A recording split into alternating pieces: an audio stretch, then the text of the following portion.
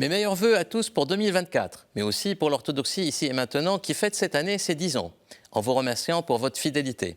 Au sommaire de notre émission aujourd'hui, un retour historique dans l'entretien sur la formation et les attributs de l'Empire russe, après la reprise de l'aigle byzantin bicéphale par les tsars de Russie, après la chute de Constantinople en 1453, symbolisant la naissance d'une nouvelle plénitude impériale, une sorte de Byzance après Byzance. Pour en parler, je reçois Pierre Gonod, historien et spécialiste de la Russie et de son Église orthodoxe, qui publie La guerre russe ou le prix de l'Empire d'Ivan le Terrible à Poutine, coédité par Talandier et le ministère des Armées en France. L'entretien sera précédé du traditionnel journal de l'orthodoxie et des publications. Et nous écouterons en fin d'émission, à l'occasion de la semaine de prière pour l'unité chrétienne, le chant « Lumière joyeuse » interprété par les séminaristes catholiques de Saint-Sulpice et les séminaristes orthodoxes de Sainte-Geneviève du séminaire orthodoxe russe d'Épinay-sous-Sénart. Et maintenant, les nouvelles du monde orthodoxe.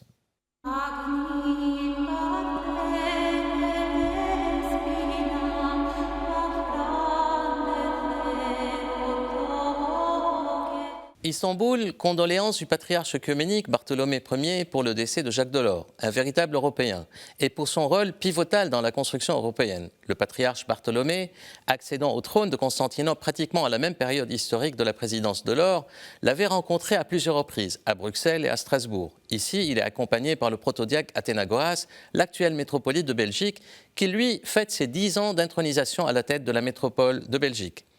En Australie, l'archevêque Makarios d'Australie du patriarcat œcuménique a annoncé la visite officielle et pastorale du patriarche Bartholomée en Australie du 4 au 19 octobre 2024. Au mont Athos, le gouvernement de la Sainte Montagne de l'Athos, regroupant les 20 grands monastères de l'Athos, a fait savoir dans une lettre officielle au patriarche Bartholomée sa réticence à recevoir l'archevêque Elpidophoros d'Amérique au mont Athos, avec un groupe de pèlerins à l'occasion de la théophanie, sur fond des critiques qui lui ont été adressées suite au baptême d'enfant d'un couple homosexuel grec. Athos toujours, la nomination du nouveau gouverneur civil du mont Athos a été annoncée par le ministre des Affaires étrangères grec. Il prendra ses fonctions prochainement. À Jérusalem, le Saint-Synode du patriarcat orthodoxe de Jérusalem a accueilli avec satisfaction la décision de reprise de la communion avec le patriarcat orthodoxe d'Antioche et de tout l'Orient. À Chalki, en Turquie, l'archevêque de l'église orthodoxe de Crète, Evgenios, a effectué une visite à la métropole des îles des Princes où il a été reçu par le métropolite Démétrios et puis à l'Institut de théologie orthodoxe de Chalki en Turquie.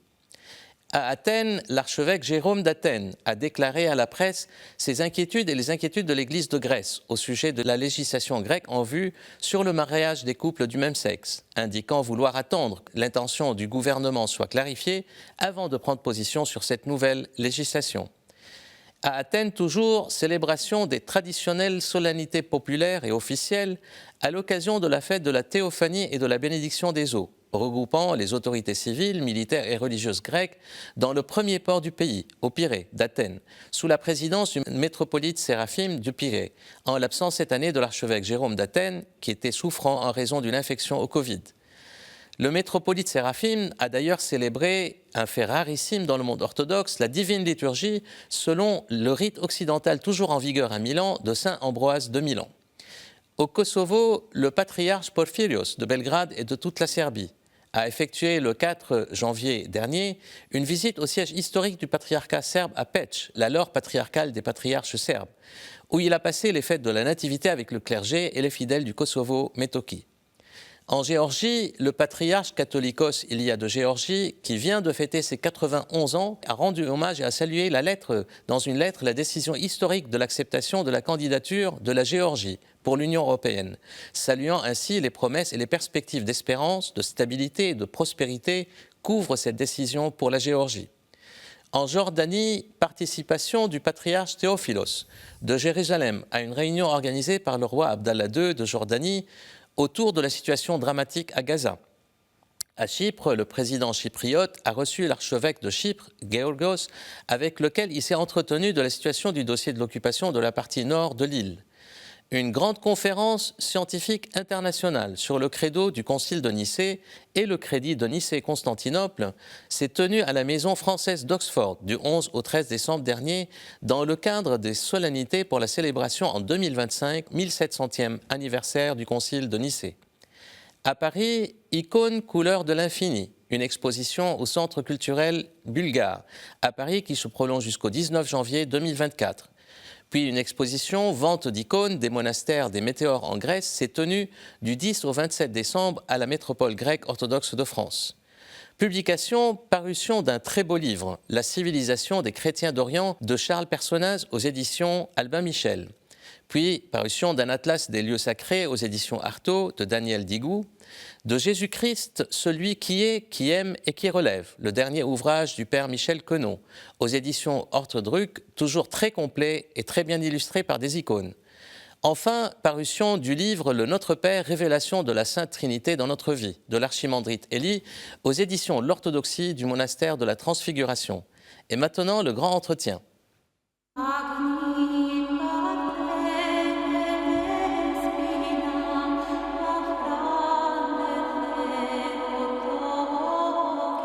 La Russie impériale, État et Église, quel attribut et quel impact ?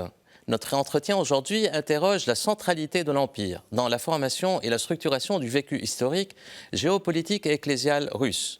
La reprise de l'aigle byzantin, bicéphale, par les tsars de Russie, symbolisant ainsi leur domination sur toutes les Russies d'Asie et d'Europe, manifeste-t-elle, après la chute de Constantinople en 1453, la naissance d'une Russie impériale, une nouvelle plénitude politique et religieuse qui se veut héritière de Byzance, repoussant sans cesse depuis les frontières de l'Empire russe vers l'Est et l'Ouest.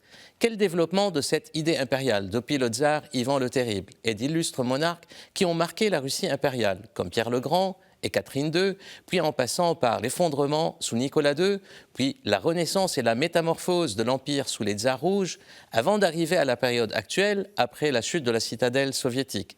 Quelle géographie mentale pour cette Russie impériale? Comment s'est-elle imposée sur la durée, au-delà des fractures et des ruptures historiques, comme la colonne vertébrale de tout pouvoir russe? Au-delà des facteurs géopolitico-militaires, de guerre offensive ou défensive, quelle architecture mystico-religieuse s'est-elle imposée au cœur de la superstructure impériale russe, toute époque confondue? Avec quel degré d'adhésion populaire que manifesterait peut-être l'attachement du peuple russe aux grandes figures guerrières, comme saint Alexandre Nevski, saint et héros national, et le général Mikhail Kutuzov qui a défait les armées napoléoniennes? La Russie peut-elle se détacher de sa dimension impériale ou qui lui est intrinsèquement inhérente? Qu'en pensait le grand Solzhenitsyn? Quel facteur de continuité ou de rupture depuis? Pour en parler, j'ai le plaisir de recevoir Pierre Gonod, qui publie une somme historique extrêmement fouillée et renseignée. La guerre russe ou le prix de l'Empire, d'Ivan le Terrible à Poutine, coédité par Talandier et le ministère des Armées en France. Professeur à la Sorbonne Université, directeur d'études à l'École pratique des hautes études, Pierre Gonod est connu pour être spécialiste de l'histoire de l'Église orthodoxe russe et de ses saints, et de l'histoire politique russe aussi. Il est également l'auteur de « Histoire de la Russie d'Ivan le Terrible à Nicolas II » aux éditions Talandier et d'autres ouvrages collectifs sur la Russie qui ont été présentés aussi sur ce plateau. Pierre Gonod, bonjour. Bonjour. Alors commençons par ce livre qui a été préparé pratiquement en 2021, si je comprends bien. Oui, alors la veille de l'invasion russe. C'est ça. L'idée m'était venue de traiter ce sujet plus spécialement. C'est en lien avec l'idée d'empire, bien entendu, mais la façon dont la guerre est vécue, aussi bien par les stratèges, les institutions, que par la population. Et puis, ça s'est concrétisé donc 2 jours en fait avant le déclenchement des opérations que je n'anticipais pas aussitôt. Effectivement, on a signé le contrat. Vous voyez venir peut-être. Voilà, on était quand même très partagés. Certains sûr. disant Poutine n'ira pas jusque-là. Et puis donc on a signé ce contrat chez Talandier et 2 jours après on a vu que, eh bien, on avait raison malheureusement. Oui. Alors revenons à la notion de l'empire, parce qu'en fait il y a les 2 clés, je dirais, du livre, c'est à la fois la guerre et l'empire. Alors qui précède quoi, l'empire et la guerre ou les guerres et l'empire? Est-ce que l'empire, en fait, dans la formation, je dirais, du vécu russe, depuis l'époque d'Ivan le Terrible jusqu'à aujourd'hui, dans le prolongement, je dirais, de la chute de Byzance, en 1453, parce que la Russie se présente et se revendique comme étant un peu l'héritière de Byzance, Byzance après Byzance. Alors, comment, en fait, ça a formé un peu ce vécu russe depuis cette question impériale? Oui, donc Ivan le Terrible, au début, n'est qu'un grand prince de Moscou, donc dans la lignée de la tradition qui remonte à l'époque de Kiev, et c'est pour ça aussi qu'il y a cette idée de continuité. Et puis... La Russie kievienne, en fait. Voilà, en 1547, avec l'appui du métropolite, qui est à l'époque le chef de l'Église russe, il est sacré tsar, c'est-à-dire empereur. Selon le rite byzantin, donc avec un hiatus qui fait presque un siècle, la Russie assume cette vocation de l'empire universel, puisqu'évidemment les empereurs d'Occident ne sont pas pour elle des empereurs véritables. Donc elle investit d'une mission universelle. Une mission universelle, l'empire chrétien, et qui va évidemment se poser en celui qui est capable de reconquérir les terres orthodoxes qui sont tenues par l'Empire ottoman, mais aussi de conquérir l'Asie en assumant cette fois l'héritage de Gengis Khan, donc des Mongols, qui étaient au départ les maîtres, mais qui maintenant vont devenir les sujets de cet empire. Et ça commence dès la conquête de Kazan, qui est en 1552, sur la Volga, juste après, pratiquement, ce sacre impérial. Et à ce moment-là, Ivan le Terrible peut aussi se vanter d'être le premier conquérant d'un pays musulman, alors que l'Occident est en train de reculer encore face à Soliman le Magnifique. C'est ça. Alors, donc, en fait, effectivement, après, bon, on voit très bien comment, en fait, dans le livre, qui est très bien séquencé, je dirais, d'un point de vue historique, et qui a l'avantage de nous mettre un peu dans le temps long de l'histoire, je dirais, pour comprendre l'actualité d'aujourd'hui et comprendre un peu ce qui constitue un peu rupture et continuité. Comment ça s'est prolongé par la suite? En fait, il y a, bien sûr, Ivan le Terrible, puis il y a, en fait, la figure de Pierre le Grand, qui aussi, dans sa relation avec l'Église, était un peu ambivalente, qui a d'ailleurs, en fait, supprimé le patriarcat, et puis Catherine II, puis on arrive jusqu'à Nicolas II et les tsars rouges par la suite. En fait, comment cette continuité a duré? Alors, cette continuité, elle se fait par le fait que cette Église orthodoxe russe est d'abord une Église qui coïncide avec les frontières de l'Empire. Et au fur et à mesure que l'Empire s'étend, évidemment, l'Église... État impérial, Église impériale. Voilà, l'Église s'étend aussi. Alors, les sujets non orthodoxes sont tolérés, il y a une tolérance, mais le principe de cette tolérance jusqu'en 1905, donc en 1905 il y aura un changement, c'est que chacun garde sa religion natale. On peut se convertir à l'orthodoxie, mais on ne peut pas convertir des orthodoxes à une autre religion. Et d'autre part, l'orthodoxie est la religion de l'État, et Catherine II, elle, s'intitule sans sourciller chef de l'Église, comme le monarque anglican. Qui n'était pas orthodoxe à l'origine, voilà. Catherine II. Catherine II qui s'est fait baptiser. Qui s'est fait baptiser. Oui, oui, mais qui est plus russe que russe. Et plus orthodoxe que les orthodoxes. Exactement. Et effectivement, parmi ses ambitions, il y a ce fameux projet grec dont on parlait, qui consistait à émanciper les Grecs, à placer l'un de ses petits-fils sur un trône possible. Et Constantinople, Tsargrad pour les Russes, est vraiment un des objectifs déjà à cette époque. Donc dans cette un peu, je dirais, cette superstructure quelque part qui est très claire en fait, l'aigle bicéphale byzantin qui a été repris par les tsars de Russie avec l'aigle à deux têtes, qui signifie la plénitude d'une certaine manière de ce projet et de cette mission universelle, et s'est déployée par la suite jusqu'à, je dirais, Alexandre Ier, Alexandre II, et puis en fait Nicolas II. Alors ça s'arrête avec Nicolas II.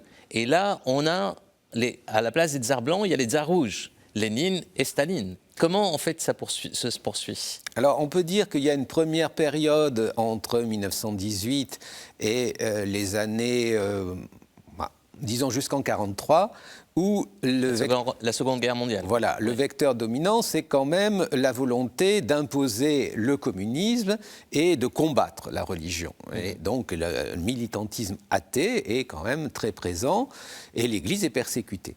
Et puis, au cours de la Seconde Guerre mondiale, Staline se rend compte qu'il a besoin quand même et du nationalisme, de la croyance en la patrie, et d'autre part, et d'ailleurs on va appeler cette guerre la deuxième guerre patriotique, après celle qui était contre Napoléon. Avec les grandes processions, avec l'icône de Notre-Dame de Kazan, voilà. Sur la ligne de front et tout ça. Et puis l'Église, donc on va rouvrir des églises, des séminaires, des académies de théologie, et c'est ce qu'on appelle le concordat stalinien, le patriarcat qui est rétabli, c'est-à-dire qu'on élit un nouveau patriarche, il y en avait eu un en 17, mais il avait fini en résidence surveillée.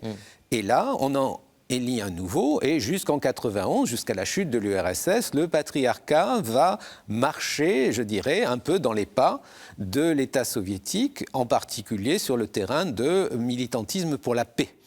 Donc, sous couvert de paix, évidemment, reprenant souvent la ligne politique de l'État soviétique. Alors on voit très bien que, par exemple, un des héritages de Byzance aussi, c'est la théorie de la symphonie. La fameuse théorie de la symphonie entre les deux autorités spirituelle et temporelle de Justinien, qui d'ailleurs qui voulait en fait parler de l'harmonie entre ces deux autorités, et était l'un des empereurs qui est le plus intervenu en fait dans la vie de l'Église quelque part. Donc il y a toujours cette ambivalence sur cette question-là.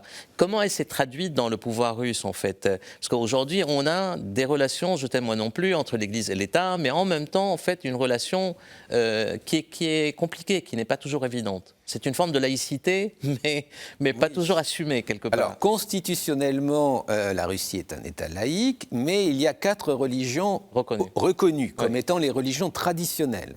Les autres, par contre, y compris le catholicisme, sont soumises à autorisation, et autorisation très sourcilleuse. Oui. Alors, l'Église orthodoxe russe bénéficie parmi ces 4 religions autochtones, si vous voulez, d'un statut encore supérieur, je dirais, même si ce n'est pas officiel.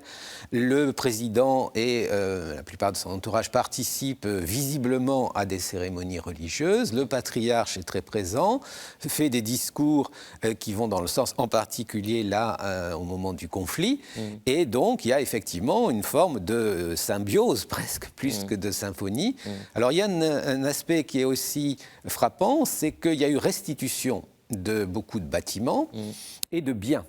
Et là, très récemment, la fameuse icône de la Trinité d'Andrei qui a Rublev provoqué beaucoup de débats en Russie. A été rendue par Poutine. Là, on ne peut pas dire qu'il y a eu un vote ou une quelconque consultation.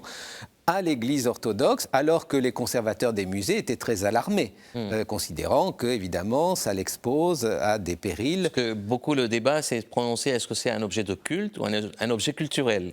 Voilà. Les conservateurs du musée, vous le considérez comme étant un objet culturel. Voilà, et essayant de, disons, garder l'objet au motif qu'il est fragile. C'est ça. Et que l'exposer dans une église où il y aura beaucoup de monde, etc., ça risque de l'abîmer, ce qui est évidemment une préoccupation. Alors, on a vu en fait les relations Église-État. Est-ce qu'il y a une adhésion populaire, je dirais, à cette notion, je dirais, de l'Église impériale? On le voit aussi aujourd'hui, comment en fait, d'une certaine manière aussi, ça reprend malgré en fait les dégâts que ça cause, je dirais, au niveau de la population russe. On voit très bien aussi qu'il y a une adhésion en fait historique et dans l'inconscient russe à des grandes figures guerrières comme Saint Alexandre Nevski, comme le maréchal Kutuzov et l'amiral Outchakov, qui a été, vous m'avez dit, en fait canonisé en 2001. Voilà, oui. Alors, il y a Alexandre Nevski, ça c'est le modèle parfait dès sa mort, pratiquement, dès 1263. On rédige sa vie très vite et on exalte à la fois le guerrier victorieux contre les latins, donc les catholiques, et parce qu'il a combattu les Suédois, puis les Allemands. Et les Allemands.